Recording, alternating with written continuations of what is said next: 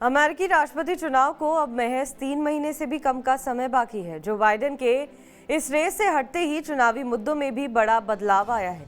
Democratic और Republican उम्मीदवार अपनी रैलियों में अब उन मुद्दों पर फोकस कर रहे हैं जिससे उन्हें लगता है कि ये चुनावी बाजी जीती जा सकती है। डोनाल्ड ट्रंप ने आरोप लगाया है कि कमला हैरिस राष्ट्रपति बनती हैं तो देश बर्बाद हो जाएगा। तो वहीं हैरिस इस लड़ाई को संविधान बचाने की लड़ाई बता चुकी है। ऐसे में उन मुद्दों की चर्चा करना जरूरी हो जाता है जो अमेरिका के राष्ट्रपति चुनाव में जीत हार तय करेंगे।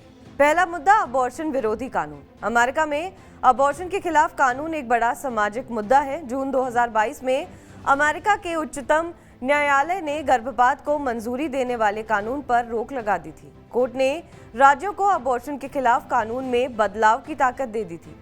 इसके बाद से वहां अबॉर्शन का मुद्दा काफी बड़ा बन चुका है।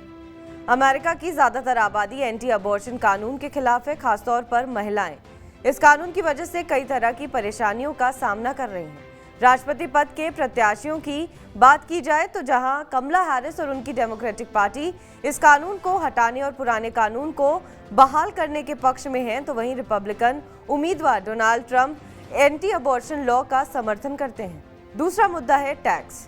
अमेरिका में टैक्स सिस्टम को लेकर चर्चा काफी पुरानी है। ऐसा दावा किया जाता है कि अमेरिका में हर व्यक्ति अपने हिस्से का टैक्स चुकाता है, लेकिन कुछ रिपोर्ट्स की माने तो ये पूरी तरह से गलत है। दरअसल अमेरिका का टैक्स सिस्टम ऐसा है कि इससे अरबपतियों को टैक्स बचाने में मदद मिलती है। यूएस में शेयर और प्रॉपर्टी बेचने पर ही सरकार टैक्स वसूलती है, लिहाजा अरबपतियों की संपत्ति में लगातार इजाफा होता रहता है और उन्हें टैक्स नाम मात्र चुकाना पड़ता है।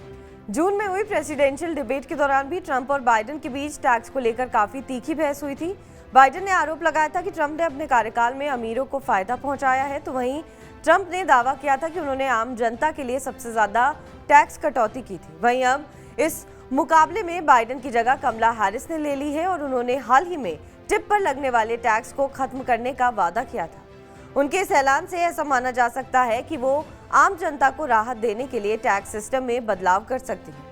हालांकि ट्रंप ने हैरिस के इस ऐलान को अपने चुनावी वादे की नकल बताया था। साथ ही ट्रंप ने अमेरिका में कॉर्पोरेट टैक्स 21% से घटाकर 20% करने का वादा भी किया था। ट्रंप पर आरोप लगते रहे हैं कि उनकी नीति अरबपतियों को फायदा पहुंचाने की रही है। तीसरा मुद्दा अप्रवासियों का मुद्दा। बाइडेन हैरिस प्रशासन अप्रवासियों को लेकर सकारात्मक रवैया अपनाते रहे हैं, तो वहीं ट्रंप इसका कड़ा विरोध करते रहे हैं। एक रिसर्च के मुताबिक अमेरिका की जीडीपी में 17% हिस्सेदारी अप्रवासियों की है, जो कि करीब $3.3 ट्रिलियन के बराबर आकी जाती है। बाइडेन कई मौकों पर अप्रवासियों के इस योगदान का जिक्र कर चुके हैं। बावजूद इसके ट्रंप अप्रवासियों के खिलाफ आक्रामक रहे हैं। उन्होंने अपने कार्यकाल के दौरान प्रवासियों पर नकेल कसने के लिए कड़े फैसले लिए, जिसके चलते उनकी कई बार आलोचना भी हुई। यूएस मैक्सिको बॉर्डर पर बनी ट्रंप वॉल 2016 के चुनाव में उनकी सबसे बड़ी घोषणाओं में से एक थी। वहीं कमला हैरिस ने सीनेटर के तौर पर ट्रंप की बॉर्डर वॉल के खिलाफ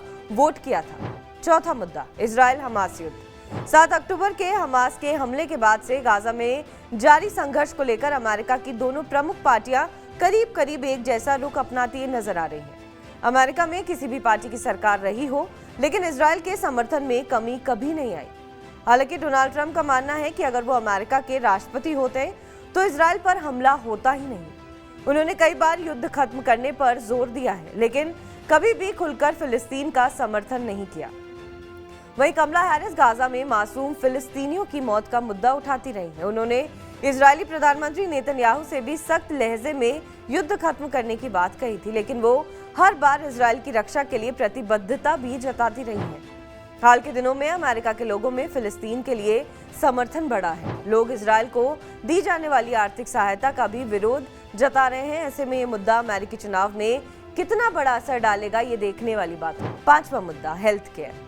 अमेरिका के पूर्व राष्ट्रपति ओबामा की health care scheme Obama care को अमेरिका में काफी सफलता मिली थी। आम लोगों को बेहतर और सस्ती स्वास्थ्य सेवा मुहैया कराने के मकसद से ये स्कीम शुरू की गई थी, जिसे अमेरिका में काफी अच्छा रिस्पांस मिला। इसे अमेरिका में अफोर्डेबल केयर एक्ट यानी ACA के नाम से जाना जाता है। वहीं डोनाल्ड ट्रंप ने राष्ट्रपति रहते हुए ओबामा केयर को खत्म करने की पूरी कोशिश की। हालांकि हाल के ही दिनों में उनके रुख में बदलाव देखने को मिला है। अब ट्रंप का कहना है कि वो एसीए में सुधार करना चाहते हैं, ना कि इसे पूरी तरह खत्म करना चाहते हैं। बहरहाल इस खबर पर आपका क्या कुछ कहना है, हमें कमेंट करके जरूर बताएं। बाकी देश और विदेश की तमाम बड़ी खबरों के लिए आप देखते रहें TV9 डिजिटल।